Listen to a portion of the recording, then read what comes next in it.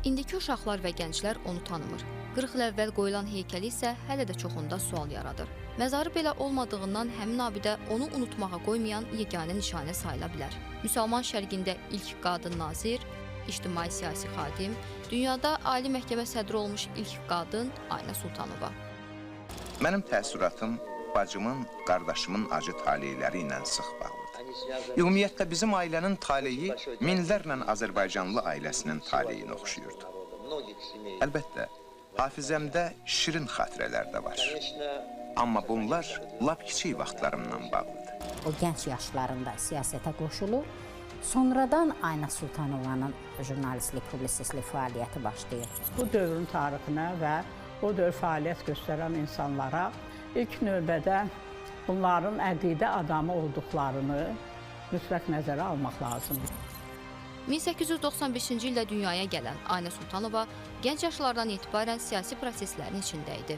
Azərbaycanın sovetləşdirilməsindən sonra bolşeviklərə qoşulan və müxtəlif vəzifələrdə çalışan Aynə Sultanova maarifçilik sahəsində qadınların təhsil almasına və çadradan imtina etməsinə yönəlik islahatlar həyata keçirən biri kimi xatırlanır.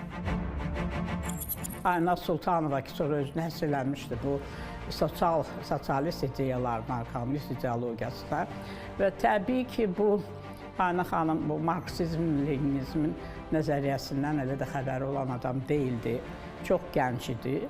Amma o mühitə özünün ailə şəraitində iki qardaşları var, şərif idi və 18-ci ildə çox gənc yaşlardı. Qurduğu ailədə də həyat yoldaşı da o ideologiyanın daşıyıcısı idi. Aynə Sultanova ölkədə bolşevizmi, marksizm-leninizm nəzəriyyəsini, tək partiyalı sistemi, total rejimin ideologiyasını təbliğ edən bir Azərbaycan xanımı olub.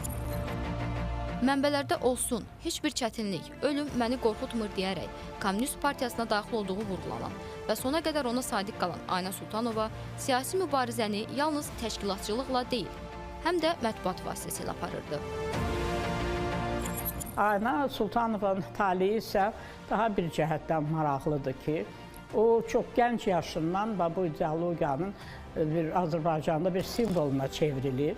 Yəni onu hazırlayırlar bu rola. Şərq qadını kimi jurnalın redaktoru olur. Çünki özü də həmin o şərq qadının nümunəsi idi bu Sovet bolşevik rejiminin nəzərində. Sultanova 1924-cü ildən jurnala redaktor gəlib. Jurnal isə fəaliyyətə başlayıb 1923-cü ildə.